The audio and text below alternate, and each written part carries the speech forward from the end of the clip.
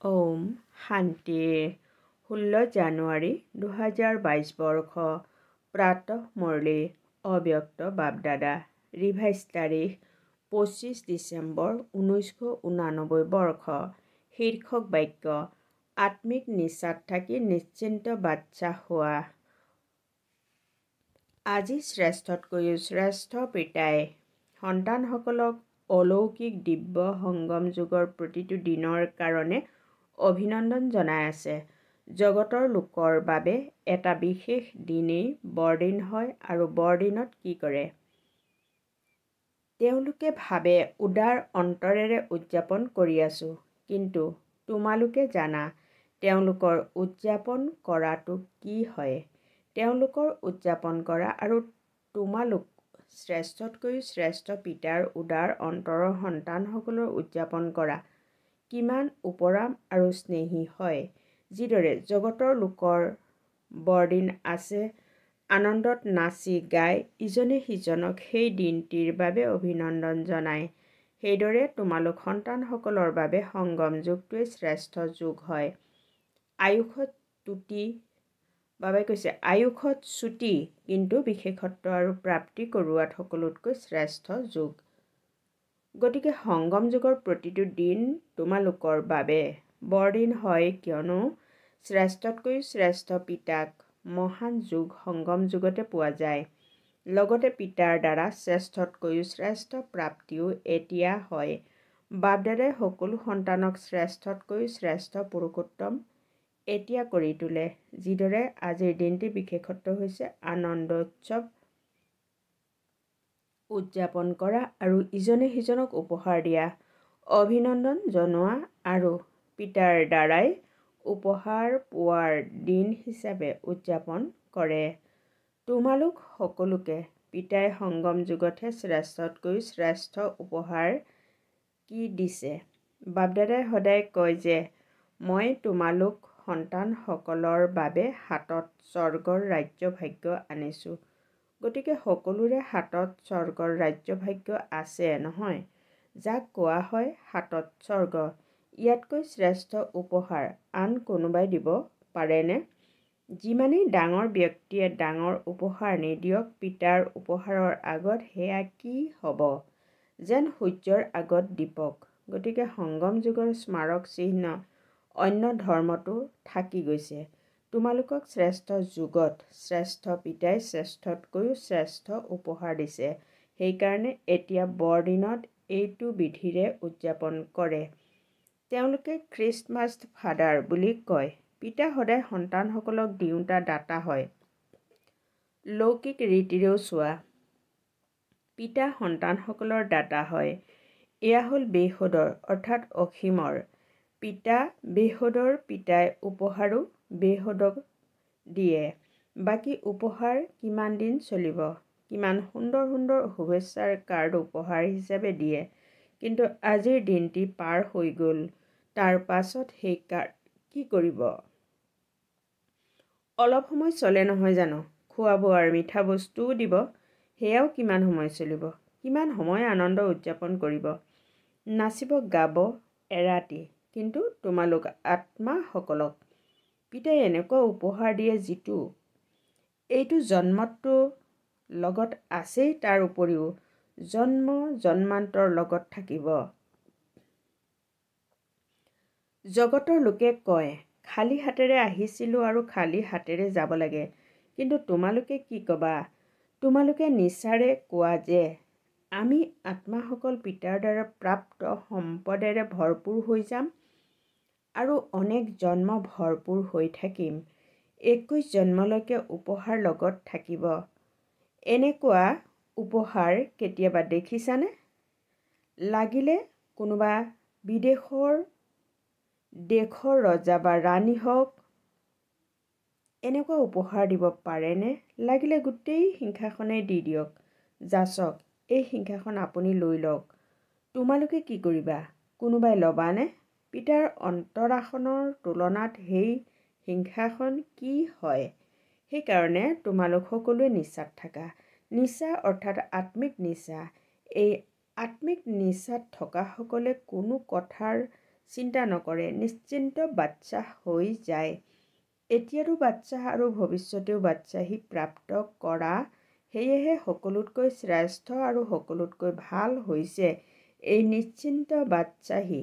কিবা চিন্তা আছেনে? আৰু প্ৰবৃত্তিত থকাসকলৰ সন্তান-সন্ততিৰ চিন্তা আছেনে? কুমাৰসকলৰ ভোজন ৰন্ধাৰ চিন্তা বেছি। কুমাৰীসকলৰ কি চিন্তা থাকে? চাকৰিৰ চিন্তা যে ভাল চাকৰি পাই যাওঁ চিন্তা আছে নেকি? নিশ্চিন্ত হোৱা নহয়। যাৰ চিন্তা থাকিব তেওঁ নিশ্চিন্ত বাচ্চাহীৰ মজা ল'ব নোৱাৰিব। বিশ্বৰ বাচ্চাহীটো 20 জন্ম থাকিব, কিন্তু এই নিশ্চিন্ত বাচ্চাহী আৰু অন্তৰাসন, এয়া একমাত্ৰ এইটো যুগতেই পোৱা যায়, এটা জন্মৰ বাবে। গতিকে একৰ মহত্ব আছে নহয়। বাপদাদাই সদায় সন্তানসকলক এয়াই কয়, ব্ৰাহ্মণ জীৱন অৰ্থাৎ নিশ্চিন্ত বাচ্চা। পিতা ব্ৰহ্মা নিশ্চিন্ত বাচ্চা হ'ল। তেতিয়া কি গীত গালে? যি পাবলগীয়া আছিল পাই গ'লোঁ, আৰু কি কাম বাকী থাকিল? তোমালোকে কি বুলি কোৱা? সেৱাৰ কাম বাকী আছে, কিন্তু সেয়াও কৰাৱনহাৰ পিতাই কৰাই আছে আৰু কৰাই থাকিব। আমি কৰিব লাগে, এনেকৈ ভাবিলে বুজা হৈ যায়। পিতাই আমাৰ দ্বাৰা কৰাই আছে, তেতিয়া নিশ্চিন্ত হৈ যাবা। নিশ্চয় আছে, এই শ্ৰেষ্ঠ কাৰ্য হ'বই বা হৈয়ে আছে। সেইকাৰণে নিশ্চয় বুদ্ধি নিশ্চিন্ত হৈ থাকা। এয়াতো কেৱল সন্তানসকলক ব্যস্ত কৰি ৰাখিবৰ বাবে সেৱাৰ এক খেল খেলাই আছে, নিমিত্ত কৰি বৰ্তমান আৰু ভৱিষ্যতৰ সেৱাৰ ফলৰ অধিকাৰী কৰি আছে। কাম পিতাৰ, নাম সন্তানসকলৰ, ফল সন্তানসকলক খুৱাই, নিজে নাখায়, তেন্তে নিশ্চিন্ত হলা নহয়নে? সেৱাত সফলতাৰ সহজ সাধনেই হৈছে এইটো, কৰাওঁতাই কৰাই আছে। যদি মই কৰি আছোঁ, তেন্তে আত্মাৰ শক্তি অনুসৰি সেৱাৰ ফল পোৱা যায়। পিতাই কৰাই আছে, তেন্তে পিতা সৰ্বশক্তিমান হয়। কৰ্মৰ ফলো ইমানেই শ্ৰেষ্ঠ পোৱা যায়। গতিকে সদায় পিতাৰ দ্বাৰা প্ৰাপ্ত নিশ্চিন্ত বাচ্চাহী বা হাতত স্বৰ্গৰ ৰাজ্য ভাগ্যৰ ঈশ্বৰীয় উপহাৰ স্মৃতিত ৰাখা। পিতা আৰু উপহাৰ দুয়োটাৰ স্মৃতিৰে কেৱল প্ৰতিটো দিনেই নহয়, কিন্তু প্ৰতিটো মুহূৰ্ত শ্ৰেষ্ঠতকৈ শ্ৰেষ্ঠ মুহূৰ্ত হয়, বৰদিন হয়, এনেকুৱা অনুভূতি কৰিবা। জগতৰ লোকেতো কেৱল অভিনন্দন জনায়। কি বুলি কয়? সুখী হোৱা, স্বাস্থ্যৱান, সম্পত্তিমান হোৱা, এনেকৈ কৈ দিয়ে, কিন্তু হয়তো নাযায় নহয়। পিতাইতো এনেকুৱা অভিনন্দন জনায় যে সদাকালৰ বাবে স্বাস্থ্য, সম্পত্তি, সুখ, বৰদানৰ ৰূপত লগত থাকে। কেৱল মুখেৰে কৈ সুখী নকৰে, কিন্তু তেনেকুৱা কৰি তোলে, আৰু তেনেকুৱা হোৱা মানেই উদযাপন কৰা। কিয়নো অবিনাশী পিতাৰ অভিনন্দনো অবিনাশী হ'ব নহয়। গতিকে অভিনন্দন বৰদান হৈ যায়। তোমালোক মূল কাণ্ডৰ পৰা ওলাইছা। এই সকলোবোৰ হৈছে শাখা। এই সকলো ধৰ্ম তোমালোকৰ শাখা নহয় জানো? কল্প বৃক্ষৰ শাখা। সেয়েহে বৃক্ষৰ চিন খ্ৰীষ্টমাছ ট্ৰী দেখুৱায়। সজাই থোৱা খ্ৰীষ্টমাছ ট্ৰী কেতিয়াবা দেখিছানে? ইয়াত কি কৰে? অৰ্থাৎ মঞ্চত দুজোপা খ্ৰীষ্টমাছ ট্ৰী সজাই থোৱা আছিল। ইয়াত কি দেখুৱাইছে? বিশেষ চিকমিকাই থকা, জ্বলি থকা বাল্ব দেখুৱায়। সৰু সৰু বাল্বেৰে সজায়। ইয়াৰ অৰ্থ কি? কল্পবৃক্ষৰ তোমালোক চিকমিকাই থকা আত্মা, আৰু যিসকল ধৰ্মপিতা আহে তেওঁলোকো নিজৰ হিচাপত শত্ৰুপ্ৰধান হয়। সেইকাৰণে সোণালী অৱস্থাৰ আত্মা চিকমিকাই থাকে। সেইকাৰণে এই কল্পবৃক্ষৰ চিন অন্য ধৰ্মৰ শাখাসমূহেও প্ৰত্যেক বছৰে স্মাৰক হিচাপে উদযাপন কৰি থাকে। গোটেই বিশ্বৰ গ্ৰেট গ্ৰেট গ্ৰাণ্ডফাদাৰ হয় নহয় জানো? কোনগৰাকী পিতা? গ্ৰেট গ্ৰেট গ্ৰাণ্ডফাদাৰ হয়। পিতাই ব্ৰহ্মাক আগত ৰাখিছে। সাকাৰ সৃষ্টিৰ আত্মাসকলৰ আদি পিতা আদি নাথ হৈছে ব্ৰহ্মা। সেয়েহে গ্ৰেট গ্ৰেট গ্ৰেণ্ডফাদাৰ হয়। আদি দেৱৰ লগত তোমালোকো আছা নহয়নে? নে অকলে আদিদেৱ আছে? তোমালোক আদিৰ আত্মাসকল এতিয়া আদি দেৱৰ লগত আছা আৰু আগলৈও লগত থাকিবা। ইমান নিচা আছেনে? আনন্দৰ গীত সদায় গাই থাকা নহয় নে কেৱল আজি গাবা? আজি বিশেষ ডবল বিদেশীৰ দিন। তোমালোকৰ বাবে সদায় বৰদিন নে কেৱল আজি? চাৰিওফালৰ দেশ বিদেশৰ সন্তানসকলক কল্পবৃক্ষত চিকমিকাই থকা তৰাৰ ৰূপত দেখা গৈছে। সূক্ষ্ম ৰূপটো সকলোৱে মধুবনত উপস্থিত হৈছে। তেওঁলোকেও আকাৰী ৰূপত উদযাপন কৰি আছে। তোমালোকে সাকাৰী ৰূপত উদযাপন কৰি আছা। সকলোৰে মন পিতাৰ ঈশ্বৰীয় উপহাৰ দেখি আনন্দত নাচি আছে। বাপ-দাদাইও সকলো সাকাৰী ৰূপ আৰু আকাৰী ৰূপধাৰী সন্তানসকলক সদায় হৰ্ষিত হোৱাৰ অভিনন্দন জনাই আছে। সদায় দিলখুছ অৰ্থাৎ আন্তৰিক আনন্দত মিঠাই খাই থাকিবা আৰু প্ৰাপ্তিৰ গীত গাই থাকিবা। নাটক অনুসৰি ভাৰতবাসীয়ে বিশেষ ভাগ্য প্ৰাপ্ত কৰিছে। বাৰু, সকলো শিক্ষকে বৰদিন উদযাপন কৰিলা নে নিতৌ উদযাপন কৰা? শ্ৰেষ্ঠ পিতা আৰু তোমালোকো শ্ৰেষ্ঠ হোৱা। সেয়েহে যিটো জগতৰ লোকৰ বৰদিন সেই দিনটিক মহত্ব দিয়ে। ইয়াতো তোমালোকে জ্যেষ্ঠ কনিষ্ঠ ভাতৃসকলক উৎসাহিত কৰা। সকলো শিক্ষক নিশ্চিন্ত বাচ্চাহ হোৱানে? বাচ্চাহ অৰ্থাৎ সদায় নিশ্চয় আৰু নিচাত স্থিত হৈ থাকোঁতা। কিয়নো নিশ্চয়ে বিজয়ী কৰি তোলে আৰু নিচাই আনন্দত সদায় ওপৰত উৰুৱায়। তেন্তে নিশ্চিন্ত বাচ্চাহেই হবা নহয়? কিবা চিন্তা আছে নেকি? সেৱা কেনেকৈ বৃদ্ধি হ'ব? ভাল ভাল জিজ্ঞাসু নাজানো কেতিয়া আহিব, কেতিয়ালৈকে সেয়া কৰিব লাগিব এনেকৈতো নাভাবা। চিন্তা ৰহিত হ'লেহে সেৱা বৃদ্ধি হ'ব। চিন্তা কৰিলে বৃদ্ধি নহয়। চিন্তা ৰহিত হৈ বুদ্ধি মুক্ত কৰি ৰাখিলে তেতিয়া পিতাৰ শক্তি সহায়ৰ ৰূপত অনুভৱ কৰিবা। চিন্তা কৰাতে বুদ্ধি ব্যস্ত কৰি ৰাখিলে তেতিয়া পিতাৰ প্ৰেৰণা পিতাৰ শক্তি গ্ৰহণ কৰিব নোৱাৰিবা। বাবা আৰু মই সংযুক্ত হৈ আছো। কৰাৱন হাৰ আৰু কৰাৰ নিমিত্ত মই আত্মা হওঁ। ইয়াক কোৱা হয় চিন্তাৰহিত অৰ্থাৎ এজনৰ স্মৃতি। শুভ চিন্তনত থকাসকল কেতিয়াও চিন্তিত নহয়। য'ত চিন্তা আছে ত'ত শুভ চিন্তন নাই আৰু য'ত শুভ চিন্তন আছে তাত চিন্তা নাই। বাৰু, চাৰিওফালৰ ঈশ্বৰীয় উপহাৰৰ অধিকাৰী শ্ৰেষ্ঠতকৈও শ্ৰেষ্ঠ পিতাৰ শ্ৰেষ্ঠ ভাগ্যৱান আত্মাসকলক আদি পিতাৰ সৰ্বদা সংগী আদি আত্মাসকলক সদায় শ্ৰেষ্ঠতকৈও শ্ৰেষ্ঠ পিতাৰ স্নেহৰ অভিনন্দন। অবিনাশী বৰদান প্ৰাপ্ত কৰোঁতা সকলো সাকাৰী ৰূপধাৰী আৰু আকাৰী ৰূপধাৰী সকলো সন্তানসকলক দিলখুছ মিঠাইৰ লগতে স্নেহপূৰ্ণ স্মৰণ আৰু নমস্কাৰ। পুনে বিদৰ গ্ৰুপ। নিতৌ অমৃতবেলা দিলখুছ মিঠাই খোৱানে? যিসকলে নিতৌ অমৃতবেলা দিলখুছ মিঠাই খায় তেওঁলোক নিজেও গোটেই দিন আনন্দিত হৈ থাকে আৰু আনেও তেওঁলোকক দেখি আনন্দিত হয়। ই এনেকুৱা খোৰাক অৰ্থাৎ পথ্য যে যিয়েই পৰিস্থিতি নাহক কিয় এই দিলখুছ খোৰাকে পৰিস্থিতি সৰু কৰি দিয়ে, পাহাৰক কপাহ কৰি দিয়ে। এই খোৰাকত ইমান শক্তি আছে। যিদৰে শৰীৰৰ হিচাপতো যি স্বাস্থ্যৱান বা শক্তিশালী হ'ব তেওঁ সকলো পৰিস্থিতি সহজে অতিক্ৰম কৰিব আৰু যি দুৰ্বল হ'ব তেওঁ সৰু কথাতে ভীতিগ্ৰস্ত হৈ যাব। দুৰ্বলীৰ আগত পৰিস্থিতি ডাঙৰ হৈ যায় আৰু শক্তিশালীৰ আগত পৰিস্থিতি পাহাৰৰ পৰা কপাহ হৈ যায়।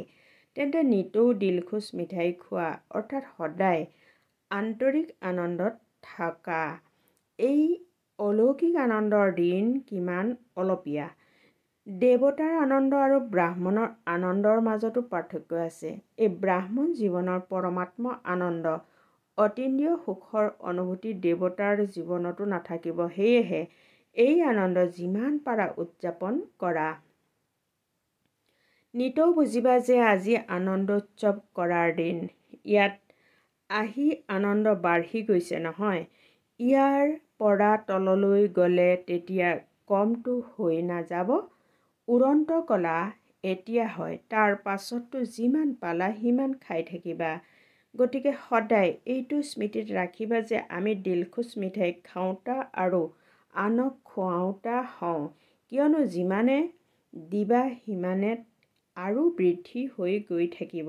চোৱা, আনন্দিত চেহেৰা সকলোৰে ভাল লাগে আৰু কাৰোবাৰ দুখ অশান্তিত ভীতিগ্ৰস্ত চেহেৰা হ'লে তেন্তে ভাল নালাগিব নহয়। যেতিয়া আনৰ ভাল নালাগে তেন্তে নিজৰো ভাল লাগিব নালাগে। গতিকে সদায় আনন্দৰ চেহেৰাৰে সেৱা কৰি থাকা। মাতাসকলে এনেকৈ সেৱা কৰানে? পৰিয়ালৰ অন্যসকলে তোমালোকক দেখি আনন্দিত হৈ যাওক। লাগিলে কোনোবাই আনক বেয়া বুলিও ভাবক, তথাপিও আনন্দৰ জীৱন দেখি মনেৰে নিশ্চয় অনুভৱ কৰে যে এওঁ কিবা পাইছে যাৰ বাবে আনন্দিত হৈ থাকে। বাহিৰত অভিমানৰ বাবে নকলেও কিন্তু অন্তৰেৰে উপলব্ধি কৰে আৰু অৱশেষততো নতশিৰ হ'বই। আজি গালি দিয়ে কালিলৈ শৰণত নতশিৰ হ'ব। ক'ত নতশিৰ হ'ব? অহো প্ৰভু বুলি কৈ নতশিৰ নিশ্চয় হ'ব। গতিকে এনেকুৱা স্থিতি হ'লে তেতিয়াহে নতশিৰ হ'ব নহয় জানো? কোনোবা যদি কাৰোবাৰ আগত নতশিৰ হয় তেন্তে নিশ্চয় তেওঁৰ কিবা মহানতা থাকে, কিবা বিশেষত্ব থাকে। সেই বিশেষত্বৰ প্ৰতি নতশিৰ হয়। এনেয়েতো কোনেও নতশিৰ নহ'ব নহয় জানো? প্ৰত্যক্ষ হওক, এওঁলোকৰ নিচিনা জীৱন কাৰো নাই। সদায় আনন্দিত হৈ থাকে। কন্দাৰ পৰিস্থিতিতো আনন্দিত হৈ থাকে। মন আনন্দিত হৈ থাকে। এনেকুৱা নহয় যে হাঁহি থাকিবা, কিন্তু মন আনন্দিত হৈ থাকক। পাণ্ডৱসকলে কি বুলি ভবা? এনেকুৱা অনুভৱ আনৰ হয়নে? নে এতিয়া কমকৈ হয়? আনন্দত থকাসকলে নিজৰ চেহেৰাৰে বহুত সেৱা কৰে। মুখেৰে কোৱা বা নোকোৱা, কিন্তু তোমালোকৰ চেহেৰাই জ্ঞানৰ চৰিত্ৰক স্বতঃ প্ৰত্যক্ষ কৰিব। গতিকে এইটোৱে স্মৃতিত ৰাখিবা যে দিলখুচ মিঠাই খাব লাগে আৰু আনকো খুৱাব লাগে। যিয়ে নিজে খায় তেওঁ আনক নোখোৱাকৈ থাকিব নোৱাৰে। বাৰু, বেলগ্ৰাম চোলাপুৰ গ্ৰুপ নিজৰ এই শ্ৰেষ্ঠ জীৱনক দেখি হৰ্ষিত হোৱানে? কিয়নো এই জীৱন হীৰাতুল্য জীৱন হয়। হীৰাৰ মূল্য থাকে নহয়। গতিকে এইটো জীৱনক ইমান অমূল্য বুলি ভাবি প্ৰতিটো কৰ্ম কৰা। ব্ৰাহ্মণ জীৱন অৰ্থাৎ অলৌকিক জীৱন। অলৌকিক জীৱনত সাধাৰণ চলন হ'ব নোৱাৰে। যিয়েই কৰ্ম কৰা সেয়া অলৌকিক হোৱা উচিত, সাধাৰণ নহয়। অলৌকিক কৰ্ম তেতিয়া হয় যেতিয়া অলৌকিক স্বৰূপৰ স্মৃতি থাকে। কিয়নো যেনেকুৱা স্মৃতি হ'ব তেনেকুৱা স্থিতি হ'ব। স্মৃতিত থাকিব লাগে একমাত্ৰ পিতা, অন্য কোনো নাই। তেতিয়া পিতাৰ স্মৃতিয়ে সদায় সমৰ্থ কৰি তোলে। সেইকাৰণে কৰ্মও শ্ৰেষ্ঠ অলৌকিক হয়। গোটেই দিন যেন অজ্ঞানী জীৱনত মোৰ মোৰ বুলি কৈ থাকিলা। এতিয়া এয়াই মোৰ পিতাৰ ফালে লগাই দিলা নহয়। এতিয়া বাকী সকলো মোৰ মোৰ সমাপ্ত হৈ গ'ল। ব্ৰাহ্মণ হোৱা অৰ্থাৎ সকলো তোমাৰ কৰি দিলা। এইটো ভুলতো নকৰা নহয়। মোৰটোক তোমাৰ, তোমাৰটোক মোৰ কৰিতো নিদিয়া। যেতিয়া কিবা স্বাৰ্থ থাকিব তেতিয়া ক'ব মোৰ, আৰু যেতিয়া কোনো স্বাৰ্থ নাই তেতিয়া ক'ব তোমাৰ। মোৰ বুলি লাগিলে কোৱা, কিন্তু মোৰ বাবা বুলি কোৱা। বাকী সকলো মোৰ মোৰ ত্যাগ কৰি এজনেই মোৰ। এজনেই মোৰ বুলি ক'লে পৰিশ্ৰমৰ পৰা হাত সাৰি যাবা। বোজা আঁতৰি যাব। নহ'লে গৃহস্থী জীৱনত কিমান বোজা আছে। এতিয়া পাতল ডবল লাইট হৈ গ'লা, সেয়েহে সদায় উড়ন্ত কলাধাৰী হোৱা। উড়ন্ত কলাৰ সলনি থমকি ৰোৱা কলাত ৰৈ যাব নালাগে, সদায় উৰি থাকা। পিতাই নিজৰ কৰি ল'লে, সদায় এইটো আনন্দত থাকা। বৰদান। জ্ঞানৰ লগতে গুণ প্ৰকট কৰি প্ৰথম নম্বৰৰ হওঁতা সৰ্বগুণ সম্পন্ন হোৱা। বহলাই এনেদৰে কোৱা হৈছে, বৰ্তমান সময়ত পৰস্পৰ বিশেষ কৰ্মৰ দ্বাৰা গুণদাতা হোৱাৰ আৱশ্যকতা আছে। সেয়েহে জ্ঞানৰ লগতে গুণ প্ৰকট কৰা। এইটোৱে সংকল্প কৰা যে মই সদায় গুণমূৰ্ত হৈ সকলোকে গুণমূৰ্ত কৰি তোলাৰ বিশেষ কৰ্তব্য কৰিবই লাগিব। তেতিয়া ব্যৰ্থ চাবলৈ, শুনিবলৈ আৰু কৰিবলৈ আহৰিয়েই নাথাকিব। আনক চোৱাৰ সলনি পিতা ব্ৰহ্মাক অনুসৰণ কৰি প্ৰতিটো ছেকেণ্ডত গুণ দান কৰি গৈ থাকা। তেতিয়া সৰ্বগুণ সম্পন্ন হোৱাৰ আৰু কৰি তোলাৰ উদাহৰণ হৈ প্ৰথম নম্বৰৰ হৈ যাবা।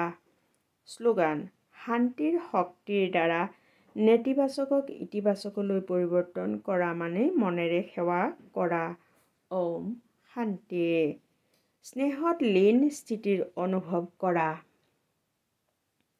এই পৰমাত্ম স্নেহ এনেকুৱা সুখদায়ক স্নেহ যে এই স্নেহত এক ছেকেণ্ডো যদি হেৰাই যোৱা তেন্তে অনেক দুখ পাহৰি যাবা আৰু সদাকালৰ কাৰণে সুখৰ দোলনাত দুলিবলৈ ধৰিবা। ওম শান্তি।